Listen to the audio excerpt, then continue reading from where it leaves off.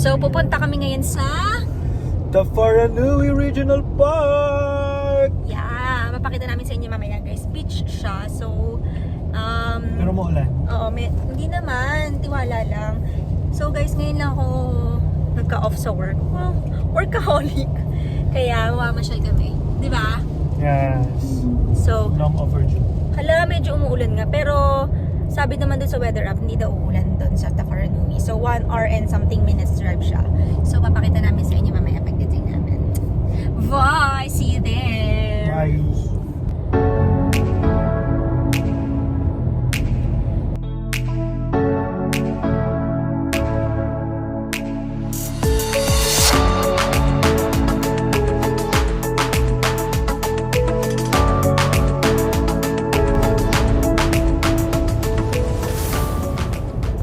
Hi guys!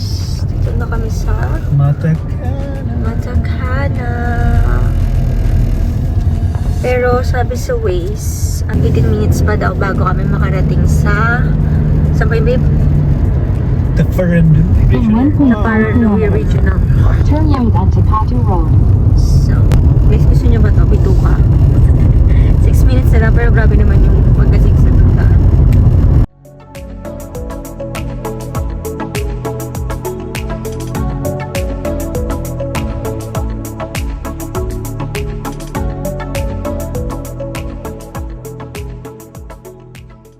Guys, ang daming tao. Ang daming nakapark, guys.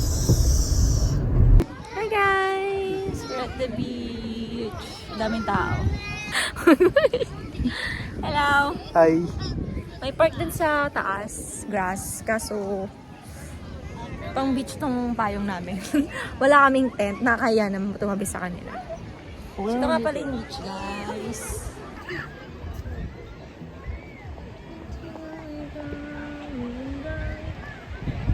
Low tide nga lang, no? Ano kayo nila? Wala yung mga ibon. Hi, birds. Daming tao.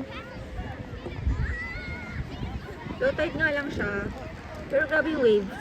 Tsaka blue yung dagat. Kala ko nag-justify ng camera. Ito nga pala yung setup namin, guys.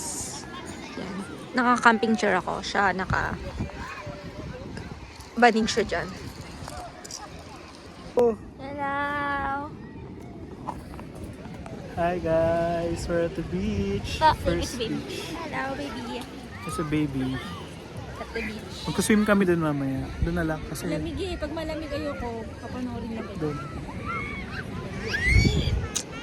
Oo, bawal tayo sa maalon. Baka Malon dun eh. hampas tayo. Hello, sige mag-surf doon. So guys, ang handa namin ngayon ay spaghetti. Spaghetti at the beach. Sure. Saka Shanghai. Buti yung araw guys, medyo maganda yung panahon. Unlike kanina. Yan. Medyo marami naman tao kasi nga holiday din naman dito sa ano. And it's so sunny. So sunny and we have our umbrella. Guys, mamaya baka mag-swimming kami ng sandali lang. Pag di malamig. Mag-try lang natin. Pag malamig, ikaw lang. Kabay, kakain muna kami. Bye. Hi guys. Tapos na kami maligo. Lamig ka, masarap ang experience mo. Malamig, grabe talaga. Lamig yung tubig. Hindi ko kinaya. Kasi guys, kahit summer dito, malamig pa rin yung tubig nila. Kaya, though meron namang saan ba yung mainit. So, basta karamihan ng tubig sa beach dito, malamig pa rin kahit summer. Yan, nagpapatuyo na lang kami. Pero magkuswimming na uli ako mamaya. Depende. Ako hindi. Ikaw, nagpapatuyo na siya eh. Ayoko na mag-swimming. Ayan, mainit pa rin. Anong oras na ba? Mga 4 na. 4 natin. Sabi ng araw. 4 na, pero andun pa rin yung araw. Ayan guys, so ito lang naman kami. Chillin at the beach. Chill. Itong buntes. Si baby, kamusta naman daw si baby? Ito, nilalamig siya. Swim siya doon. Kababad siya sa tubig. Swim naman siya sa loob tapos nag-swim pa ulit siya sa labas. Diba? Double swim. Bibidyoan natin ako mamaya pero depende. Check natin. Wala nang alon ng haba. Bye-bye.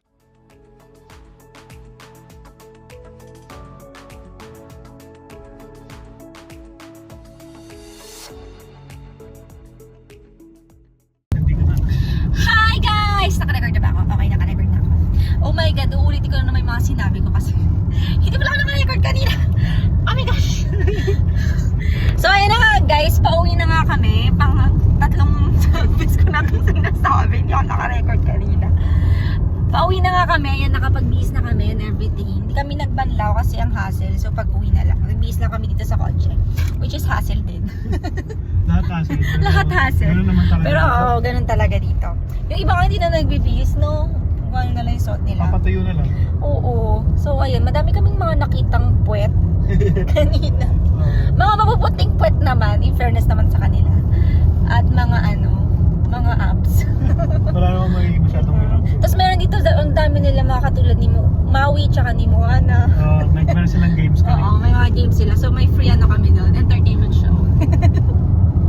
Ayun lang naman guys. Ito nga pala yung mga pictures namin kanina. Kung may mga sasamang puwet, pasensya na po.